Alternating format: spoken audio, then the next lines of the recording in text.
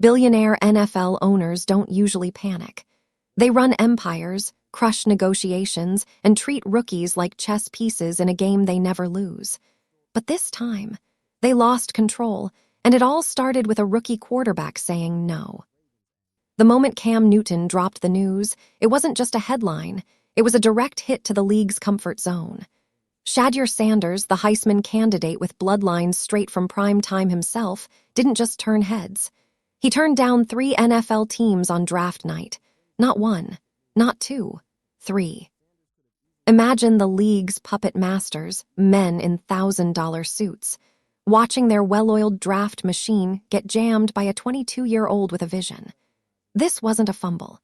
It was a calculated decision that flipped tradition inside out and exposed the truth the NFL never wanted fans to see. This wasn't about money. It wasn't even about fame. This was about power. And the second Shedeur decided to use his, the entire league went into defense mode. So what really happened behind the scenes? Why would a projected top-tier talent reject teams like Baltimore, Philly, and Cleveland, franchises that other rookies would have killed to be drafted by? It's a story loaded with smoke and speculation, confidence and controversy.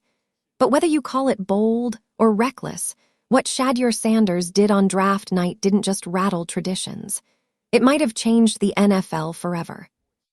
Because this wasn't the draft. This was a rebellion. It started like a whisper, quiet, questionable, easy to ignore. But then Cam Newton stepped up, leaned in, and dropped the kind of bomb that doesn't just go viral, it shifts narratives. On a national stage in front of millions, he casually revealed that Shedeur Sanders turned down 3 NFL teams on draft night. Not rumors, not speculation. Cam made it sound like he was reading it from a script he saw firsthand. The league didn't even have time to hit the panic button. According to Cam, it wasn't just about one team making a mistake or passing him over. It was Shedeur who made the call. Baltimore, Philadelphia, Cleveland, 3 franchises with massive fan bases, deep pockets, and Super Bowl histories, all got the same answer. No thanks. And right there, the entire narrative flipped. See, fans thought they understood how the draft worked. The teams scout, the scouts recommend, the GMs pull the trigger, and the players thank God and hug grandma when their name is called. That's the ritual.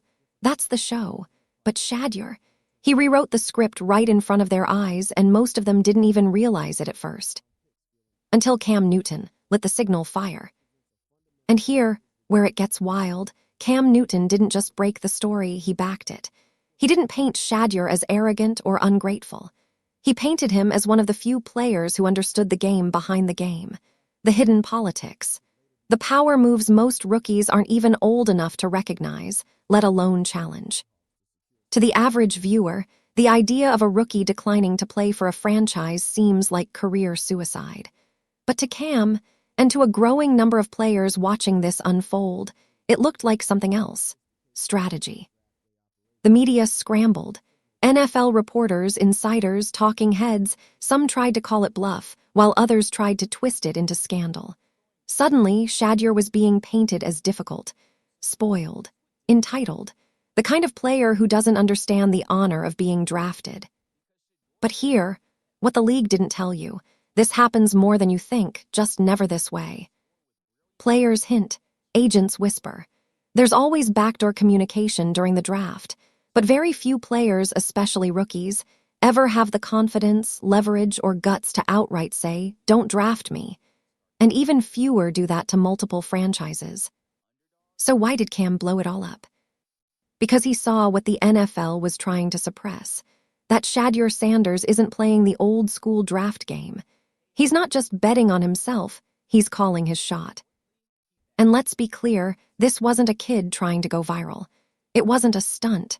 This was calculated, a move thought through with the precision of a CEO making a billion-dollar business play. Shedeur wasn't looking for a team to save him. He was looking for a situation he could win in. And that distinction, that's what has NFL owners sweating through their luxury dress shirts.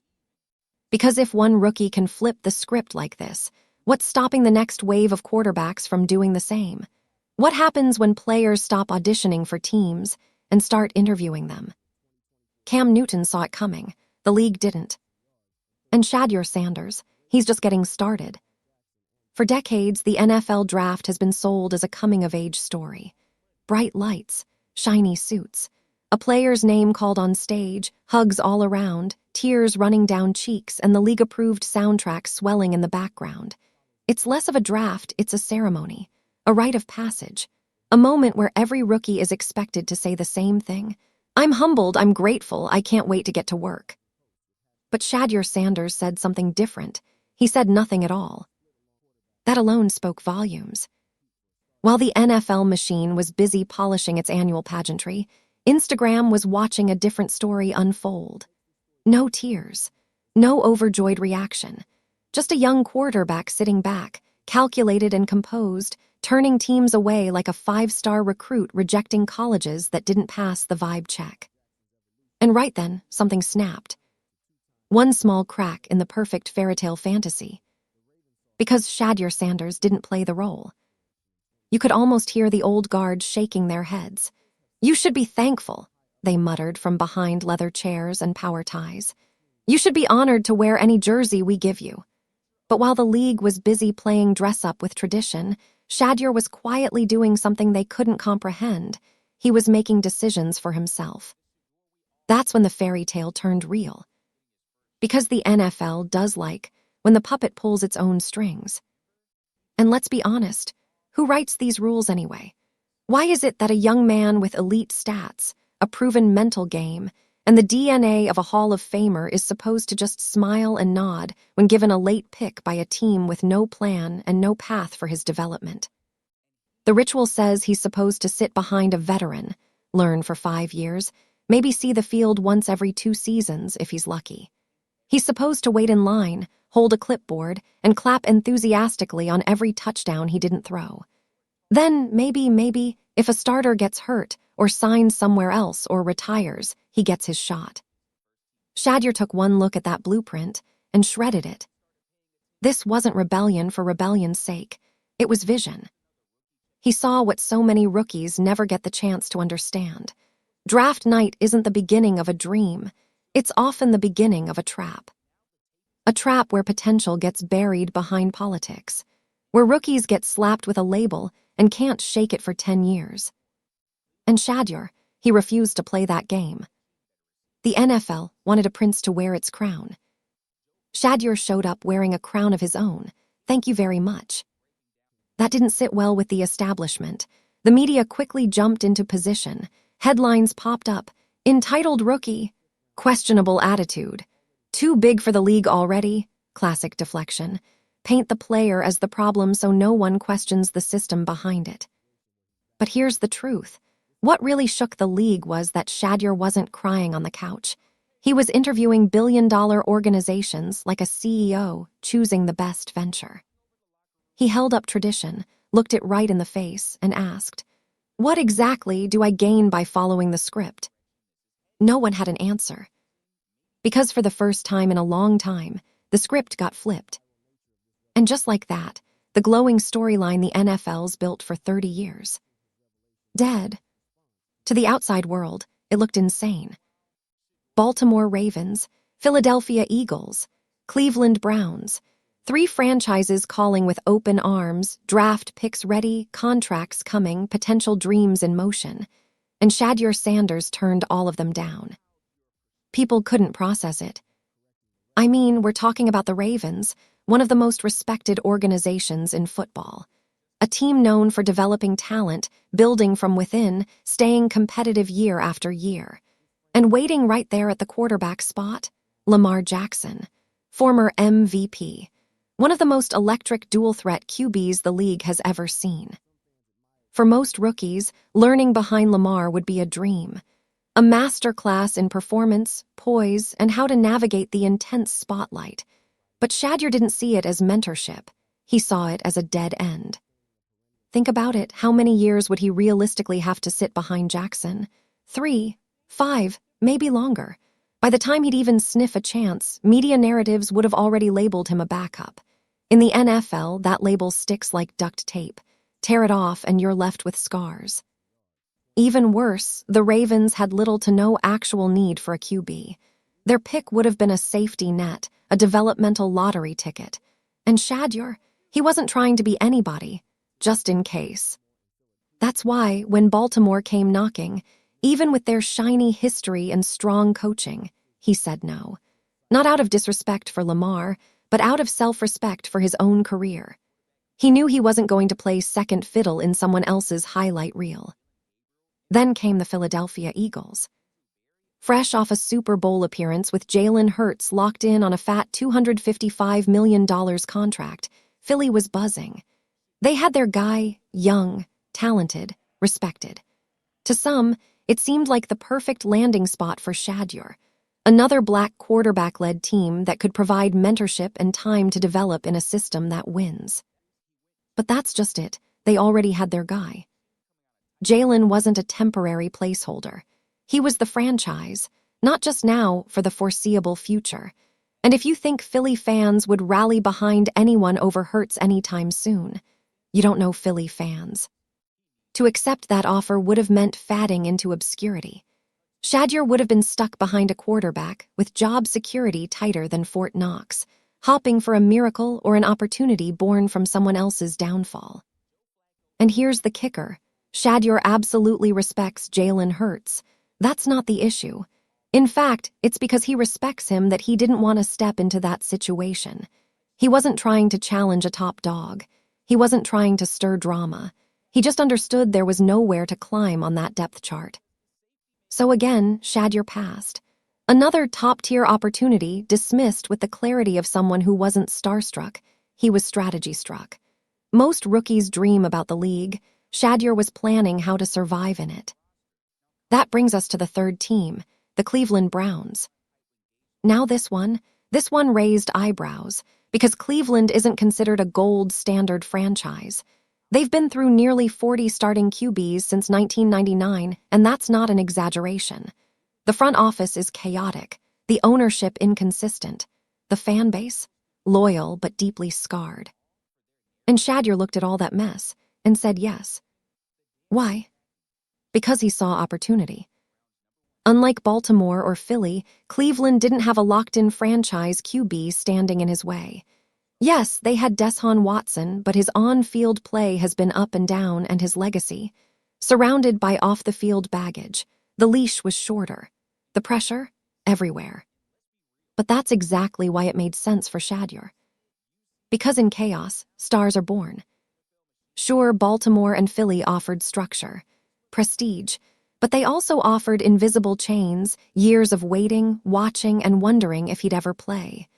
Cleveland, it offered a shot, a messy, unpredictable, high-risk shot, but a real one. And that's the difference between someone who wants to be drafted and someone who wants to build something. Shedeur didn't reject 3 teams out of arrogance. He rejected 3 situations that didn't align with his goal: to play, compete, and bet directly on himself, day one. That alone separated him from 99% of other rookies. Because most players accept whatever they're given, afraid to ruffle feathers.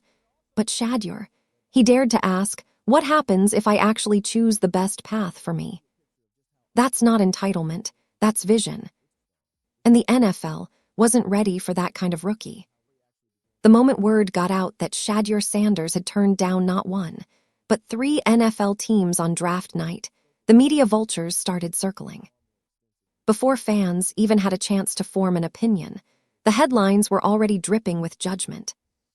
Does Shedeur think he's bigger than the NFL? Rookie QB rejects Ravens, arrogance or ignorance. Has nil fame gone to his head? It didn't take long before every sports show in the country was running the same tired narrative. Entitled.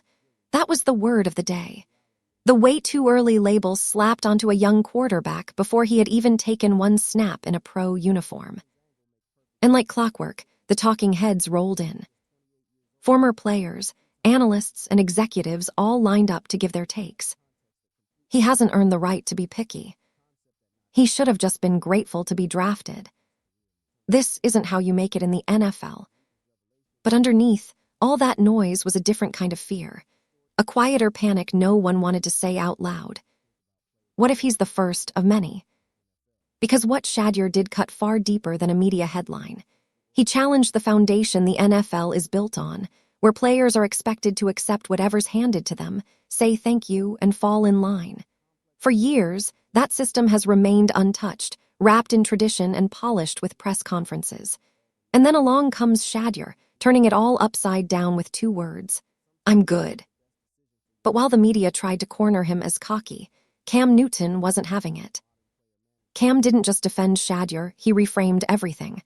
Loudly, publicly, unapologetically. On his podcast and across national platforms, Cam basically said what everyone else was too afraid to admit. This wasn't arrogance, this was strategy. This was self-awareness. This was respect. Respect for the game. Respect for the starter QBs holding those positions. And most importantly, respect for himself. Cam explained that Shedeur wasn't trying to leapfrog legends or cause locker room drama. He wasn't stepping on toes. He was stepping around landmines that swallow up talented rookies every single year, high-potential quarterbacks who walk into hopeless situations, get buried on the bench, and disappear from the spotlight. Not because they weren't good, but because they weren't in the right place at the right time. The media called it selfish. Cam called it smart. That flipped the conversation. Suddenly, fans on social media started to wake up. Threads appeared, analyzing how many former first-round QBs had their careers ruined by going to bad fits. Others pulled up stats comparing Shedeur's college numbers to guys getting starting reps in the league right now. The same critics calling him ungrateful were now the ones checking their notifications every few hours, trying to stay ahead of the viral wave he'd started. And the deeper you looked, the more the entitled label started to crack. Entitlement is walking into a room demanding everything. Empowerment is knowing your worth and being patient enough to wait for the right deal. That's what Shedeur was doing. From the moment Cam Newton exposed the truth, the narrative began to shift, and it spread like wildfire. People who knew nothing about him suddenly wanted to know why he said no. What was he waiting for? What did he see that nobody else did? He wasn't sitting out of stubbornness. He was calculating. Quietly, confidently, and with no need to explain himself to anyone. And that silence, that restraint, it burned the old-school establishment because it meant they were no longer in control of the story. Once upon a time, the NFL had total narrative dominance. They'd set the scene, frame the player, and expect the public to believe it. But this time, Shedeur held the mic. And Cam Newton made sure it wasn't turned off. The accusations didn't end, of course. Some voices still try to box him in, call him overconfident or naive. But the truth is, most of them aren't mad at his attitude, they're scared of his influence. Because once one rookie says no, others start to learn they can too. Entitled rookie, nah. Empowered architect. Strategic mind. Early threat to the NFL's illusion of control. And whether the league likes it or not, that story was already out of their hands. To the untrained eye, Shedeur Sanders betting on the Cleveland Browns looked reckless, dumb even. People looked at the broken history, the quarterback scandals, the endless list of failed draft picks, and they scoffed. Why would any sane rookie choose Cleveland? But what they didn't ask was, what did Shedeur see that nobody else did? Because while the media focused on the dysfunction, Shedeur paid attention to only one thing: the reality of opportunity. See, NFL gatekeepers love telling rookies to earn your spot. That sounds great, until you realize most quarterback spots in this league are already chained shut. Baltimore's belonged to Lamar. Philly belongs to Jalen. Even worse, those teams weren't drafting Shedeur to compete. They were drafting him to wait. Wait your turn. Wait for injury. Wait to be relevant. Cleveland, that was different. The Browns weren't offering legendary mentorship or shining reputations. What they offered was chaos. And in the NFL, chaos is where the boldest players thrive.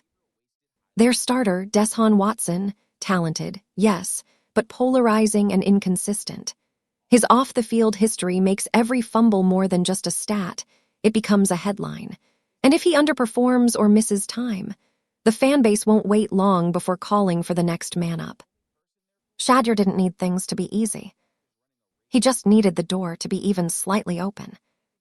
In Baltimore and Philly, the door was bolted shut with steel and cement. In Cleveland, it wasn't just cracked, it was swinging wide in the wind.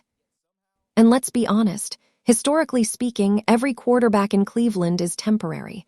That might scare some, but to Shedeur, it's a flashing neon sign that says, "Walk this way." Because in an environment with no sacred cows, you don't have to be perfect. You just have to be better than the mess around you.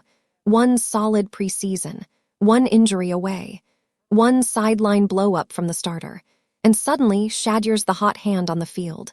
Not in 3 years, not in 5. Now. This wasn't a mistake. It was a master move. Cleveland isn't known for handing out fairy tale endings. But for someone like Shedeur, hungry, sharp, confident, and already used to being underestimated, it could be the perfect proving ground. Because in Cleveland, you're not expected to be the next Brady. You're expected to survive. And survival, that's exactly where Shedeur thrives. Let's not forget, this is a kid raised by Deion Primetime Sanders. Pressure isn't new to him. Expectations aren't new to him. What's new is being able to control his own shot. Pick his battlefield. Walk into the fire on his own terms, not as a last resort, but as a calculated choice. That's a key difference. Most rookies fall into bad franchises based on draft order. Shedeur chose one. Not because he wanted a life raft, but because he saw the waves coming and brought his own damn surfboard. And the critics, they'll either be silenced or satisfied depending on how this plays out. But one thing is certain, by choosing Cleveland, Shedeur didn't just make a statement. He baited the entire league into watching. Every play he makes in that uniform is going to be scrutinized. But that's the point. The very reason why everyone thinks Cleveland is career suicide is the same reason it could be his greatest opportunity. In this league, once you're labeled a backup, it's nearly impossible to shake it. But if you come into a storm and claim the eye of the hurricane, they don't call you a backup anymore. They call you a survivor, a gamer, a starter. That's the long game Shedeur is playing. Cleveland wasn't a misstep. It was a calculated lightning strike in the middle of the NFL's most unstable franchise. And if he pulls it off, the legends won't remember how messy the Browns were. They'll remember who lit the fire. The NFL isn't afraid of talent. They've seen that before thousands of times. Every season brings a fresh wave of speed demons, laser-armed QBs, and linebackers who could run through brick walls. Raw talent doesn't scare anyone at league headquarters. No, what really terrifies the NFL is this: a rookie who understands leverage. And that's exactly what Shedeur Sanders just put on full display. For decades, the league has operated on one core assumption: rookies are replaceable. They're supposed to be desperate, humble, willing to go anywhere, do anything, say yes to every opportunity, even if the opportunity is trash, unstable, or clearly set up for failure. That's how the system survives, on submission and silence. But Shedeur, he didn't submit, he didn't play quiet. He reached out, grabbed the one thing rookies were never meant to have: choice. And the result? Billionaire owners got a taste of what it feels like not to be in control. That's the real power shift. Not just that Shedeur said no to 3 teams, but that he said it loudly and unapologetically.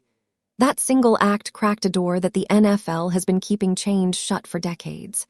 And now, every young player watching, every high school quarterback, every NCAA star with offers blowing up their phone is suddenly asking, "Wait a second, we're allowed to say no?" That question alone is enough to send chills down the spine of every GM in the league. Because the second rookies start realizing they have agency, that they're worth more than a signing bonus and a backup spot, the entire draft model begins to leak. Here's the ugly truth no one on those ESPN panels wants to say out loud. The NFL draft isn't built to reward players. It's built to control them. Once a player's name is called, the team owns them, not just in terms of contract, but in narrative, branding, and opportunity. Whatever direction your career takes from there, it's determined by the room you walk into. Whether it lifts you or buries you, you don't decide, the team does. Until now. Shedeur didn't break the system. He exposed the flaw in it. He showed that if you have the vision, the voice, and the nerve to stand on your own terms, you can opt out of the cycle. You can skip the glass smiles and fake gratitude. You can look billionaires dead in the eye and say, "No thanks, that's not my path."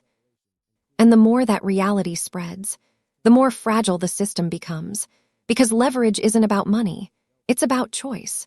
And in a league where 32 team owners have always held the cards, one rookie flipping the table is all it takes to start an avalanche. The owners know this. That's why their private reactions aren't just confusion, they're fear. Because when Shedeur declined Baltimore, Philly, and Cleveland's initial efforts, he didn't just delay his path to the field, he completely bypassed the ego structure they depend on. Let's be real, the draft isn't a celebration. It's a power ceremony. It's the moment where billionaires pick who gets to have a future and who waits. But imagine if that future becomes a two-way street. Imagine players with enough self-worth and support to say, "Draft me, but only if you're the right fit." That's every billionaire's nightmare, because it means the cattle are no longer walking straight into the chute. And when one breaks free, others will follow. Shedeur Sanders didn't just say no to bad positioning. He said yes to a new standard, one where rookies don't chase jerseys for clout, they chase longevity. One where the honor of being drafted is replaced with the skill of drawing up your own destiny. And if that spreads, the NFL doesn't just lose a little control. It loses the ability to script the future. That's what this moment is really about.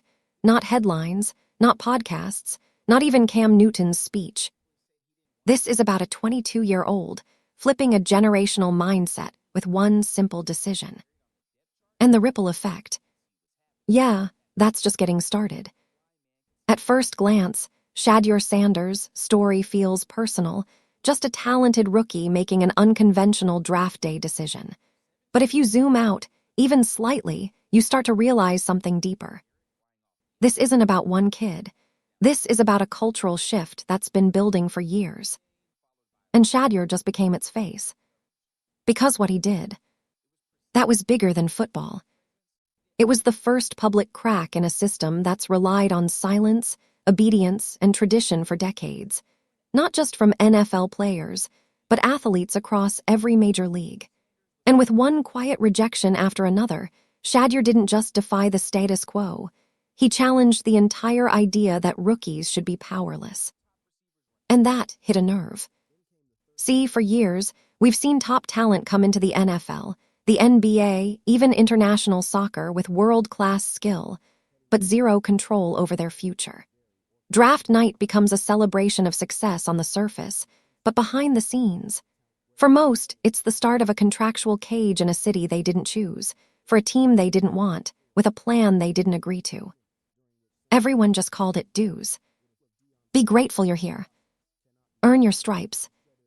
Only now, that narrative is wearing thin, especially for a new generation of athletes raised on brand partnerships, nil deals, and full digital agency over their own image.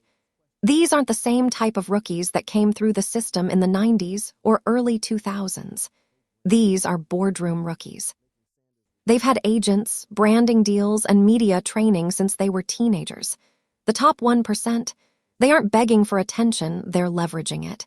And Shedeur, he's the storm front of that wave. That's why this went so viral. Because once news of him rejecting 3 teams hit the surface, it wasn't just NFL fans reacting. It was young athletes everywhere. Kids who dream of professional careers.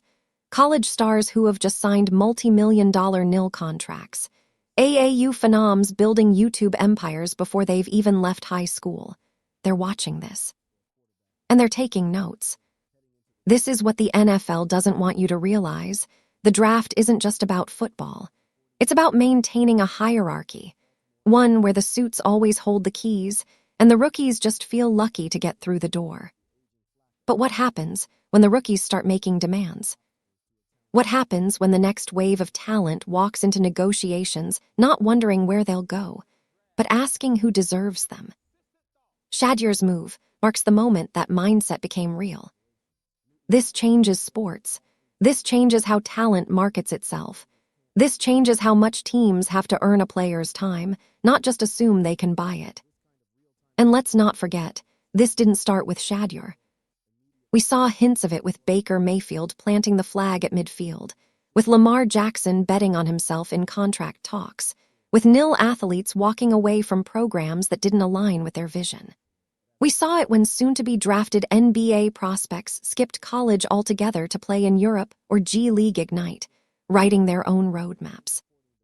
But Shedeur, he took it to another level, at the highest political table of American sports.